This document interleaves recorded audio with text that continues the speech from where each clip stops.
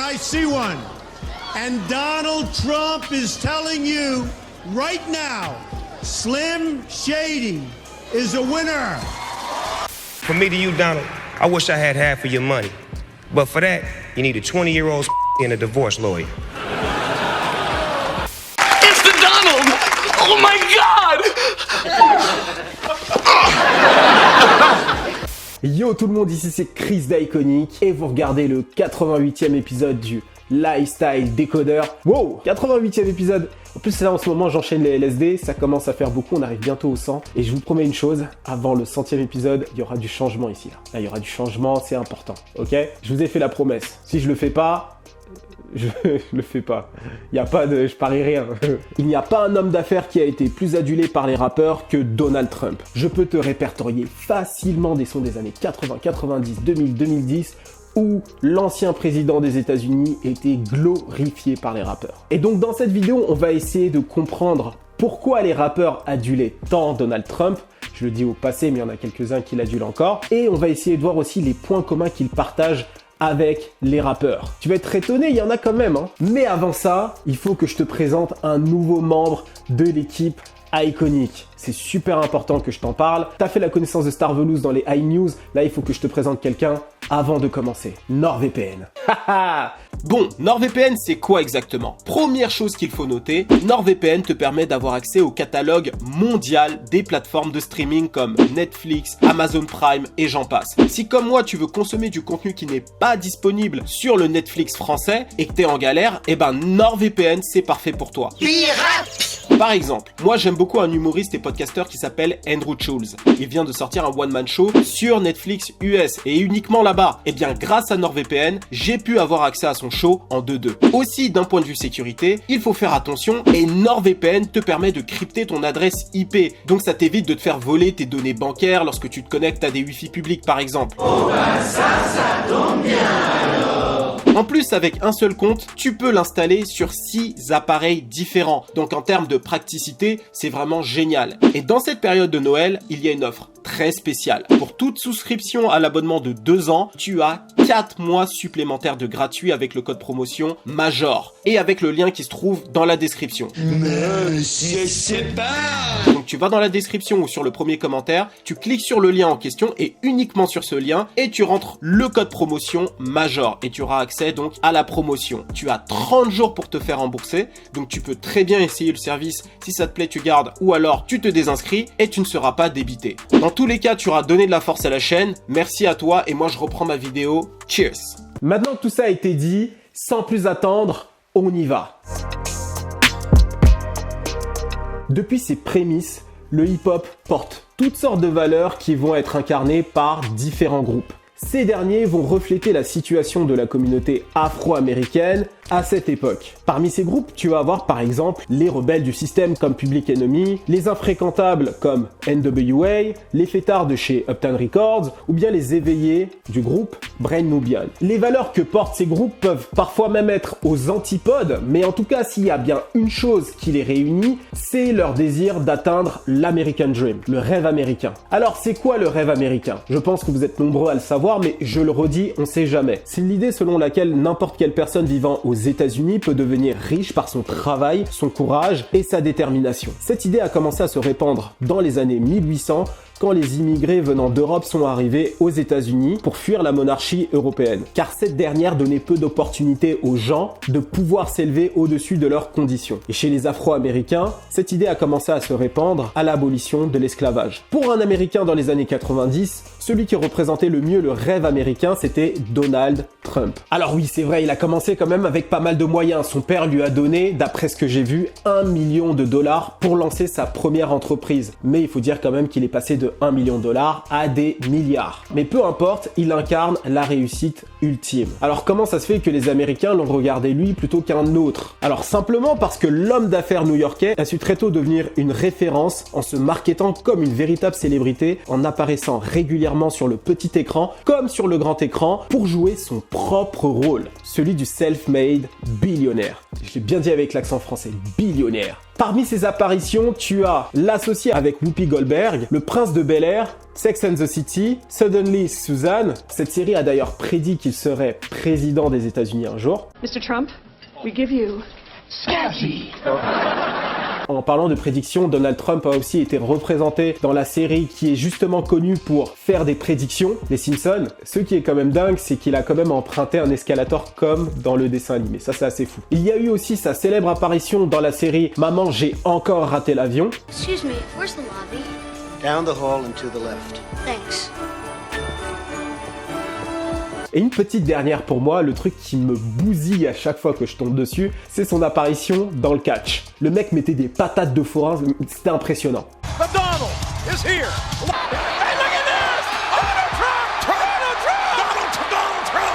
Oh, this McMahon has happened! Et là, tu vois, je te parle même pas des années 2000 lorsqu'il a lancé sa propre télé-réalité, The Celebrity Apprentice, qui a fait fureur jusqu'à sa campagne présidentielle. Bradford, you're fired.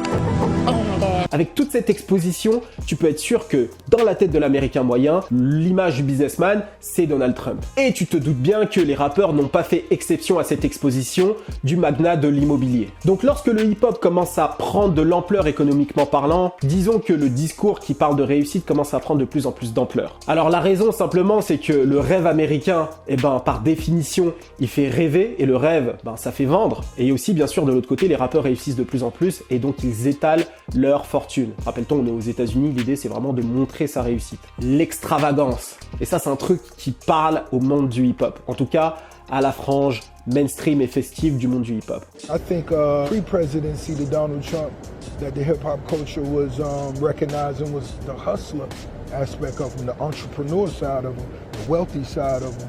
You know, when you're riding by and you see in the buildings with the names, that's something that a young man can admire. Et c'est pour ça que Donald Trump est cité plus d'une trentaine de fois, alors facilement plus d'une trentaine de fois, depuis les années 80 dans des morceaux hip-hop. C'était une véritable icône du rap. D'ailleurs, je t'ai préparé un petit medley histoire de te faire une idée. Yo, Ice, I did a concert in the White House, and after that, me and Donald Trump hung out. Got spoke, I'm well known like Donald Trump. The new Don Trump is Bill Gates. Not because his occupation, it's cause we respect his cake. Bill Gates, Donald Trump, let me in. I buy cars with straight cash, have meetings with Donald Trump. I'm so appalled, spalled and bald and Donald Trump taking dollars from y'all. Take over the world when I'm on my Donald Trump shit. Look at all this money, ain't that some shit? I know Donald Trump. I'm shoving money like I'm Donald Trump. Et tu pourrais me dire, tiens Chris, comment ça se fait qu'ils ont pris Donald Trump et pas Bill Gates? Et pourtant Bill Gates est beaucoup plus riche que lui. En fait, la raison est simple. Bill Gates n'est pas cool. Ok, il est pas cool, il a pas de flow. En plus de ça, il essaie de vacciner la terre entière, les gens sont pas contents. Donald Trump, lui, pour les rappeurs, avant, il était cool. Bon, maintenant, ça a un peu changé, mais avant, il était cool. Et aussi, il n'était pas sous les feux des projecteurs, comme l'entrepreneur new-yorkais. Et surtout, il y a un élément que Donald Trump partage, mais vraiment avec le monde du hip-hop, c'est la vantardise. Et tu vois, ce côté vantard, tout de suite là, les rappeurs se reconnaissent. Et c'est pour ça, à mon avis, qu'il a été cité autant de fois. Alors le terme américain qui colle parfaitement avec ce que j'essaie de décrire, c'est bragging. Donald Trump, c'est quelqu'un qui aime brag. Ça fait bizarre de le dire en français comme ça, mais c'est quelqu'un qui aime bien frimer. Exactement comme les rappeurs. Il était tout sauf quelqu'un qui aimait se cacher. Il aimait montrer sa fortune, il avait son nom posé sur la devanture de chacun de ses hôtels, casinos et même avions, comme les rappeurs, tu vois. Et tout comme les rappeurs, Donald Trump était détesté pour son arrogance, mais en même temps, il était aimé pour ça. I sort of love and hate him at the same time. I mean, I think he has, a monumental ego. He comes off as being very Arrogant? Yeah, he's arrogant. I like him. The man's got it made, got everything. C'est vraiment l'idée d'être divertissant et extravagant en même temps. Dans la culture hip-hop, on aime bien le fait que quelqu'un réussisse et n'hésite pas à le montrer au monde entier de façon exubérante. Exactement comme Trump l'a fait. Lorsqu'un rappeur fait une interview dans une radio et qu'il explique que c'est le meilleur du monde, tout le monde l'adore. Mais lorsqu'il est un peu trop modeste, les gens se demandent mais qu'est-ce qui ne va pas avec lui? Regarde, par exemple, c'est ce qu'on a reproché à Drake et c'est ce qu'on a célébré du côté de Kanye West. Drake à la radio, il a dû même répondre de sa modestie. You're super talented, but there's a certain too niceness about you that I feel. Do you feel like that about yourself? I'm not trying to come up here and sell you on the fact that I'm the No, man. but you're a rapper. You're supposed to be Yeah, a but little arrogant. I'm a new breed of rapper, you That's know? true. I am. I'm like actually like a real person. Et Kanye West, justement, dans la même radio, était célébré de voir extrêmement grand. Tu vois ce que je veux dire? Donc c'est typiquement hip-hop. I'ma be bigger than Walmart. Turn up. We gonna be bigger than Walmart. Donc voilà, Donald Trump collait parfaitement à cet univers-là et c'est pour ça qu'il était invité assez régulièrement dans leurs événements, qu'il était pote aussi avec certains magnats du hip-hop. Il avait vraiment l'air d'être à l'aise avec eux. Par exemple, il était proche de Russell Simmons, le fondateur de Def Jam, le légendaire label de hip-hop. Il traînait aussi dans les soirées de Diddy. Alors là, il y a un truc qui me fait rire déjà. Le Book Donald a même fait une apparition sur 10 Unit Radio. Le mec, il était aux côtés de Tony Yayo et de 50 Cent. Je crois que c'est la vidéo la plus épique du mois. Franchement, elle est incroyable. One shot, one kill, what's the deal? You see who I'm sitting next to? Donald Trump. Smell the money. Nigga, to you, know who you with. It's Tony Yayo up in this. Donald Trump, just say something. I'm here, folks, I'm here. Whoa. Smell the money. Great group of people. Smell the money. Incroyable, c'est officiellement ma vidéo préférée du net. Bon, tout ça c'est bien beau, mais après la campagne présidentielle, tout a basculé. Yeah, nigga, fuck Donald Trump. We ain't voting for your punk ass. Go get you a new hairdo, you bitch ass nigga. Bon, une fois président, sa cote a un peu chuté auprès des rappeurs. On est passé de à Fuck Donald Trump. Bien qu'il soit détesté par un grand nombre de ses anciens potes rappeurs, il faut dire qu'il y en a certains qui continuent à le respecter pour quelque chose en particulier. Quelque chose que les rappeurs ont maîtrisé aujourd'hui à la perfection, l'art de s'en battre les couilles. L'art de dire les choses sans détour ni arrière-pensée. You got Donald Trump in there, you know, building his style. And I tell niggas, man, that nigga is cold, man. Because if he was that rapper right now, man, he'd be Tupac. And I love the fact that he just doesn't give a fuck. You know, he just doesn't care. He doesn't care. Le fait de justement s'en foutre totalement, c'est vraiment une qualité que je trouve très importante dans le monde du rap, c'est-à-dire que tu fais quelque chose et t'es pas là à essayer de te justifier auprès des gens après. C'est à eux de faire leur analyse ou alors d'apprécier ou de pas apprécier. D'ailleurs, dans le monde du rock'n'roll, c'était pareil. Les mecs s'en foutent et c'est justement pour ça qu'on les aime. Le mec, il commence à se justifier. Oui, là, j'ai parlé de ça, j'aurais dû nanana. Ça devient vraiment merdique. Et certains finissent même par se laisser charmer par le Trump. Bon, vous avez l'exemple de Kanye West, que vous connaissez. Let me give this guy a hug right here. I love this guy right here. Yeah. Yes. Il y a aussi Lil Pimp qui l'a soutenu pendant la campagne. And speaking of sound, music and other things, one of the big superstars of the world, Lil Pimp. There he is. Ou encore Lil Wayne. Alors, les gens étaient surpris. Personnellement, moi qui suis le rappeur, pas vraiment. Mais si tu veux mon avis, je pense qu'ils ont été payés quand même.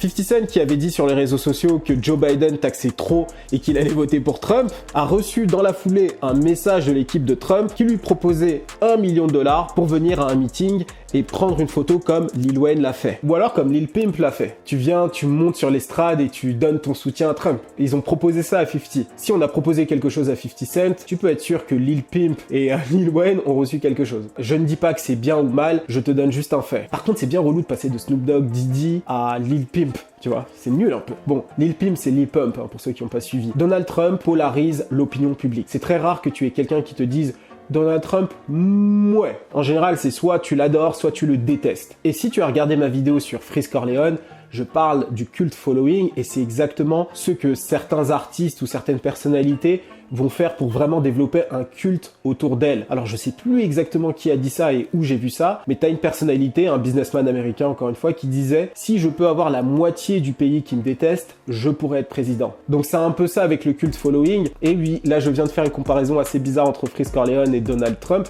mais au final c'est un peu vrai, il y a beaucoup de rappeurs qui font ce truc-là, qui jouent justement sur l'adversité pour construire une fanbase très solide. Qu'on aime ou qu'on le déteste, il l'a fait à merveille. Pour les gens qui ne savent pas ce que c'est un cult following et qui n'ont pas vu ma vidéo sur Freeze Corleone, c'est un groupe de fans qui est hautement dévoué à une œuvre, un film ou à une personnalité. Alors pour développer un cult following, t'es pas obligé justement de jouer sur ça.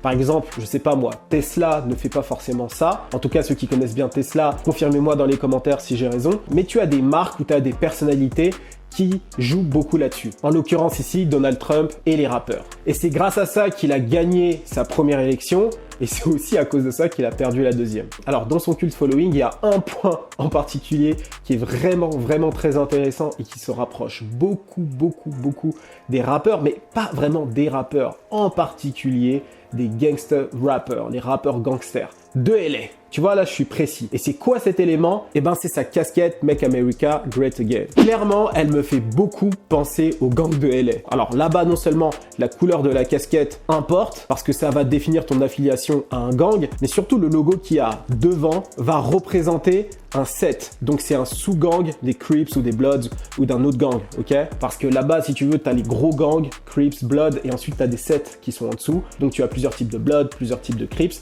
et les casquettes avec le logo qu'il y a dessus, ça va représenter une frange particulière des Bloods ou des Crips, ok? Et Trump, avec sa casquette MAGA, ça se rapproche beaucoup de ça, c'est très bizarre. Alors suis-moi dans mon délire. Tout comme pour la casquette de Trump, tu peux te faire soulever pour l'avoir mise au mauvais endroit. Et oui, si t'es un gangster et que tu te balades dans un quartier ennemi avec une casquette avec un certain logo, tu peux avoir des problèmes dans certains endroits à LA. Et ben c'est pareil avec la casquette de Trump. Si tu te balades dans certains coins où Trump n'est pas apprécié, avec cette casquette, ça peut mal aller. Parce que cette casquette, bon, comme tu le sais probablement, elle suscite des réactions épidermiques. Mais par contre, les gens qui vont se croiser et qui auront cette casquette-là auront un sens de la communauté. Ils auront l'impression d'être ensemble, comme dans les gangs. Je suis vraiment en train de comparer les gangs à des partisans politiques. Et c'était pas le cas avec le précédent candidat républicain, Mitt Romney. Il n'y avait pas ce sentiment d'appartenance aussi fort qu'avec Donald Trump. Ce dernier rend clair ses supporters pour créer davantage de proximité entre eux et avec lui. Oh, look at my African American over here. Et toi, est-ce que tu penses que Donald Trump est toujours une icône du rap? Et surtout, n'oubliez pas, pour toute souscription à l'abonnement de 2 ans, tu as 4 mois supplémentaires de gratuit avec le code promotion MAJOR. Le lien est dans la description et sur le premier commentaire. Merci encore à vous, on se retrouve très vite. Prenez soin de vous, c'était Chris d'Iconic pour vous servir. Cheers! He's got brains, he's got guts, and he's got Donald Trump's vote. Now, I may not have half his paper, but I got twice the dick, and you can believe that. Slim Shady.